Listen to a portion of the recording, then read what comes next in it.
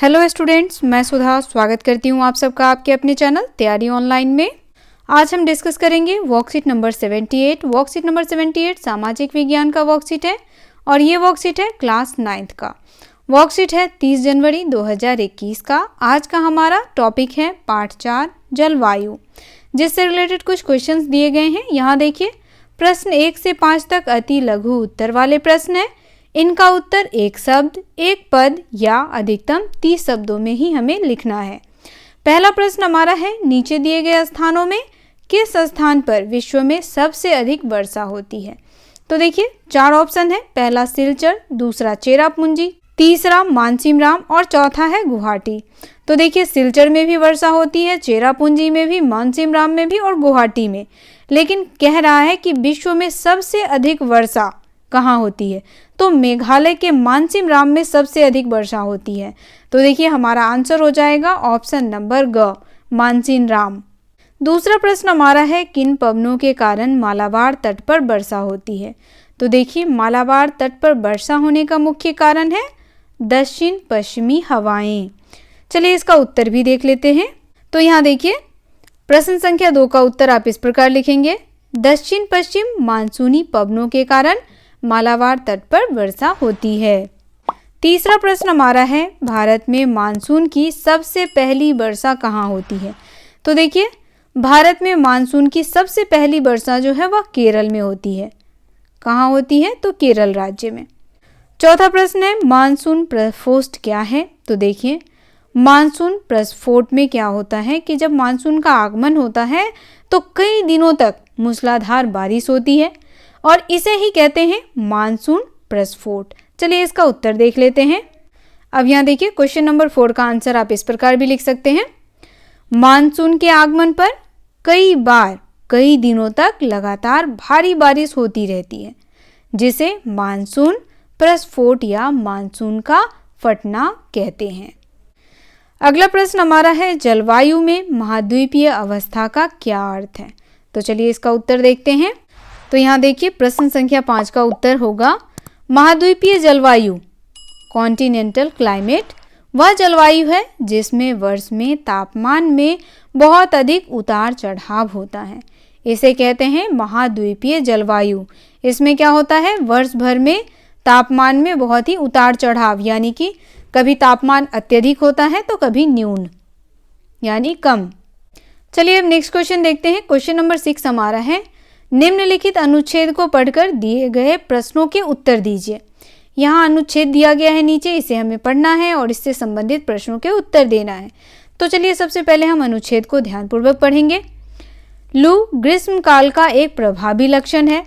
ये धूल भरी गर्म एवं शुष्क पवनें होती हैं जो कि दिन के समय भारत के उत्तर एवं उत्तर पश्चिमी क्षेत्रों में चलती हैं। अब यहाँ लू के बारे में कहा गया है कि लू कब चलती है, तो यह गर्मियों में चलती है, ग्रीष्म काल में चलती है। और जब लू चलती है तो क्या होता है, धूल भरी गर्म हवाएं और शुष्क पवनें चलती हैं, जिस वजह से दिन बहुत ज़्यादा गर्म होता है।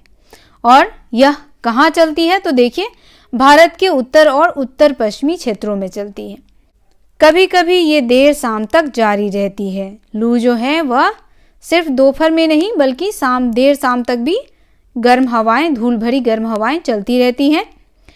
इस हवा का सीधा प्रभाव घातक भी हो सकता है, यह जानलेवा भी होता है, क्योंकि लू लगने से बहुत लोगों की जान भी चली जाती है।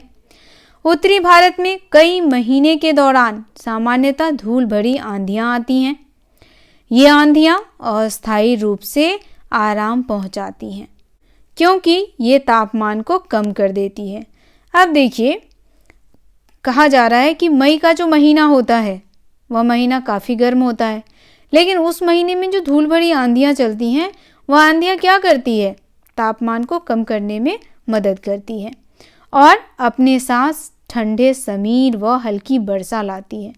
समीर शब्द का अर्थ होता है बच्चों हवा, तो यह अपने साथ क्या लाती है, ठंडी ठंडी हवाएं और वर्षा।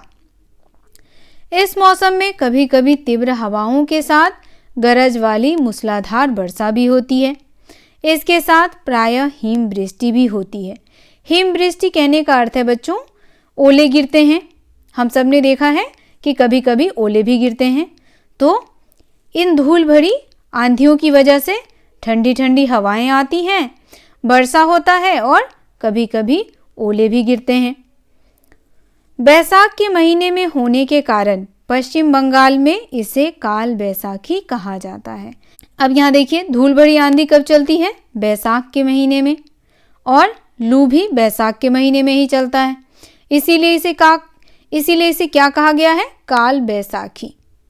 पहला प्रश्न हमारा है, लू की विशेषताएं लिखिए। हमें क्या लिखना है? लू की विशेषताएं।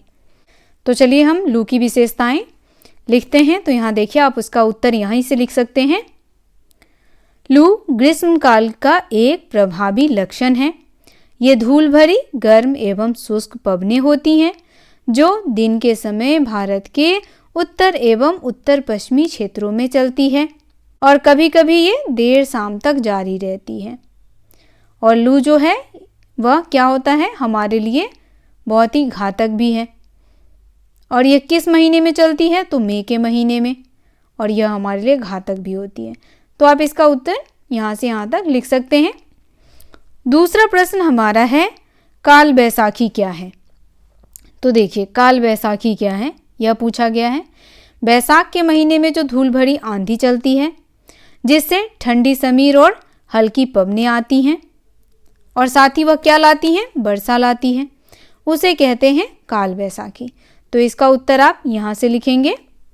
देखिए, इसका उत्तर इस प्रकार लिखेंगे, धूल भरी आंधियाँ अपने साथ ठंडे समीर और हल्की वर्षा लाती है। इस मौसम में कभी कभी तीव्र हवाओं के साथ गरज वाली मूसलाधार वर्षा भी होती है। इसके साथ प्रायः हिमवृष्टि भी होती है और यह बैसाख के महीने में होता है। सबसे मोस्ट इम्पॉर्टेंट बात है कि यह बैसाख के महीने में होने वाली वृष्टि है, इसीलिए क्या कहा जाता है? काल वृष्टि। तो आप इसका उत्तर यहाँ से लिखेंगे। मैंने येलो लाइट से हाईलाइट कर दिया है। चलिए नेक्स्ट क्वेश्चन देखते हैं। नेक्स्ट क्वेश्चन हमारा है, प्रश्न संख्या 7 और 8 का उत्तर हमें 80 शब्दों में लिखना है। कितने शब्दों में लिखना है? 80 शब्दों में।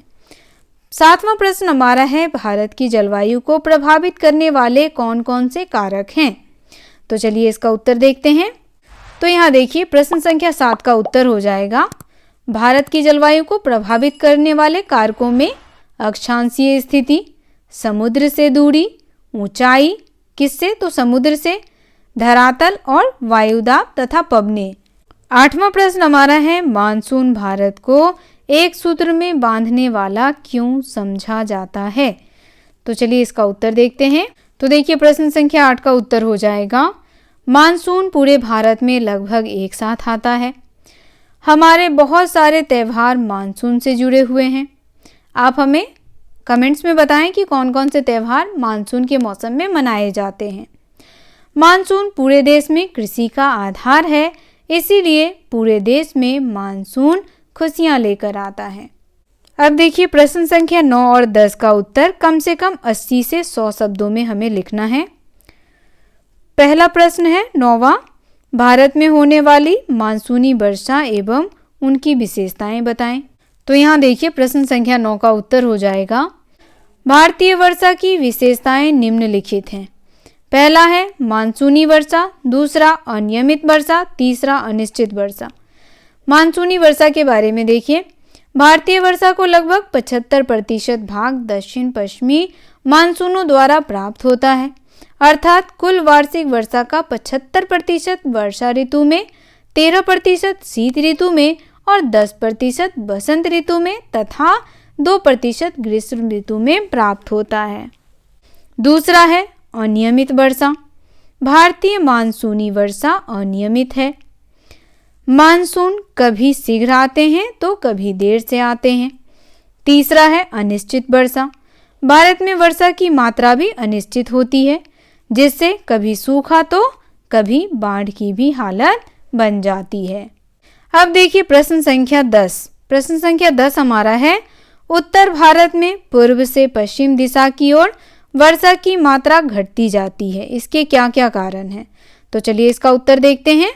तो देखिए प्रश्न संख्या 10 का उत्तर इस प्रकार लिखेंगे, हवाओं में नमी की मात्रा पूर्व से पश्चिम की ओर लगातार कम होती जाती है, बंगाल की खाड़ी से उठने वाली आर्द्र पवनें जैसे जैसे आगे की ओर बढ़ती हैं, वे अपने साथ लाई गई अधिकतर आर्द्रता को खोने लगती है। तीसरा, इसके कारण पूर्व से पश्चिम की ओर वर्षा धीरे धीरे घटने लगती है। चौथा है, राजस्थान के अधिकांश भागों में बहुत कम वर्षा होती है। और पांचवा है, कोलकाता में जहां 162 सेंटीमीटर वर्षा होती है, वहीं वाराणसी में 107 तथा दिल्ली में लगभग 56 सेंटीमीटर वर्षा होती है। तो ये है प्रश्न संख्या 10 का उत्तर। तो बच्चों, आज का ये वर्कशीट यहीं समाप्त होता है। वर्कशीट आपको कैसा लगा आप हमें कमेंट करके अवश्य सूचित करें। अगर आप हमारे चैनल पर नए हैं तो चैनल को सब्सक्राइब कर लें, बेल आइकन को दबाएं ताकि सभी नोटिफिकेशन सबसे पहले आप तक पहुंचे। अगर आप हमें यूट्यूब पे देख रहे हैं तो चैनल को सब्सक्राइब कर लें। अगर आप हमें फेसबुक पे देख रहे हैं तो हमें फॉलो कर लें। मिलते हैं अगले वर्कशीट में। आप सबका धन्यवाद।